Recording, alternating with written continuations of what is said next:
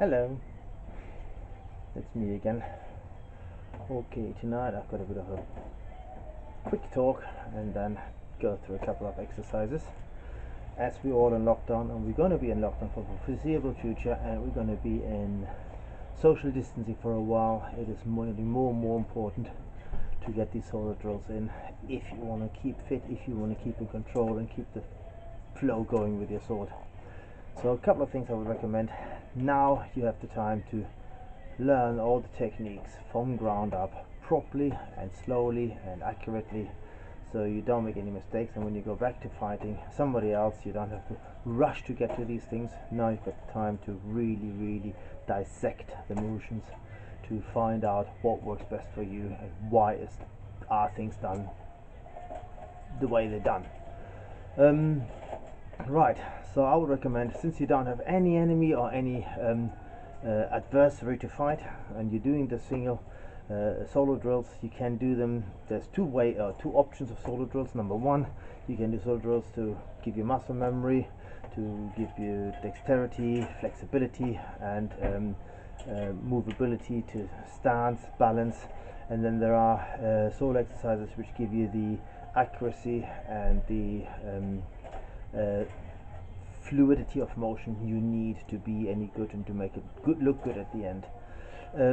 Yeah, you've got the solo drills which we've done last time. You've got the mills. You can do the eights in different ways. You can do accelerated shots. You can do casting.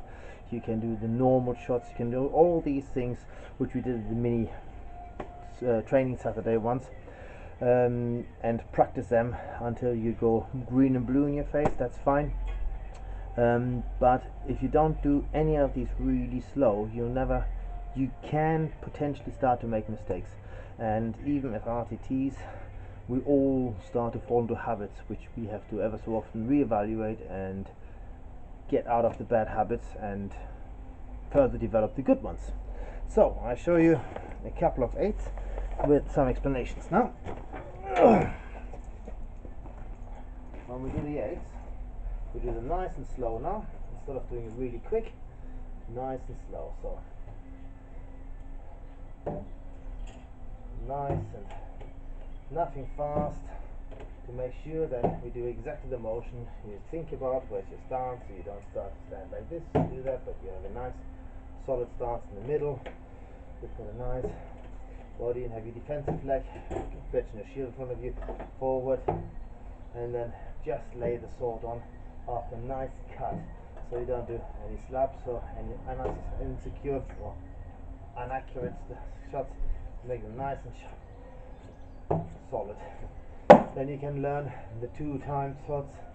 Stop before, lean it on, stop before, lean it on, stop before, lean it on. You see what I'm doing? I'm getting everything starting from the biggest muscle and then the smallest muscle at the end. So everything we do here is teach ourselves a force time fight. So we don't do this, but we do stop and then lean on. Okay? So you see when you come in that you have a nice cut as well, and you don't do it sideways. So you do that a few times. You can do it with right and with left, get it nicely done. Same with the stab and the slash. When you do that, don't just think, oh yeah, I want to do this. Think about every single motion you do. You come in and you stab. It has to be a nice stab, so think about it. Coming in, having a pinch grip, and coming in with a nice stab, imaginary to the face, because this is not the move we do. It's for flow exercises and for dexterity, but at the same time learn your balance. So come with a stab. So you don't go forward with a stab, but you stand and you use your arms to stab. Once you're there at a pretty full extension on it, you're then coming into a slash. Now, reenactment swords have the balance point quite far back, and that means the pivot point is quite far back.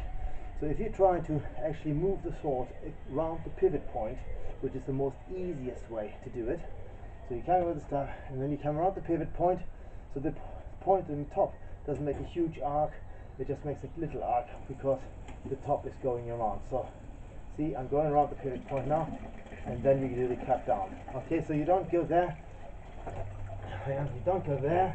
then a huge round and come around, but you go in pivot point and then a direct cut across. So not sideways, but a nice cut. Very important when you come in with this shot here. Extension, pivot point, cut. Extension, pivot point, cut. Okay, so that is what you want to do, nice and slow.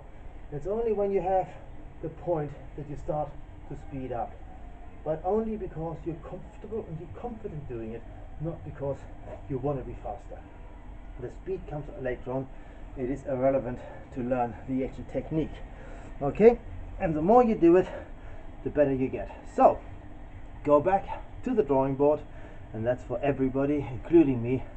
Start to diagnose and assess what you're doing, so when you do the 8s, that you don't bop.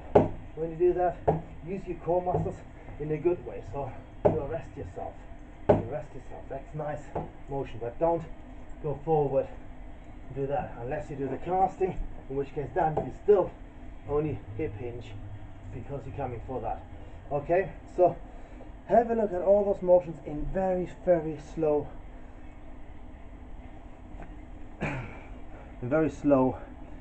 slow motion basically, and memorize every single muscle movement. Concentrate on one thing at a time. The next time you concentrate on the stance, after that you concentrate on where your elbow is, then you concentrate on what you do with your wrist, so you can slowly build up your whole body in your mind to teach yourself to do it right. If there's any questions, by all means send me private messages or videos on Messenger or on Facebook or whatever. I'm more than happy to try to accommodate you. Danacs I'm not too good with, so there may be Dan Hooley Jones or Paddy the Axe, which are useful. Doug 200 spear if you want to do certain exercises. Maybe you want to go into touch with Julian then, or Laura Finch.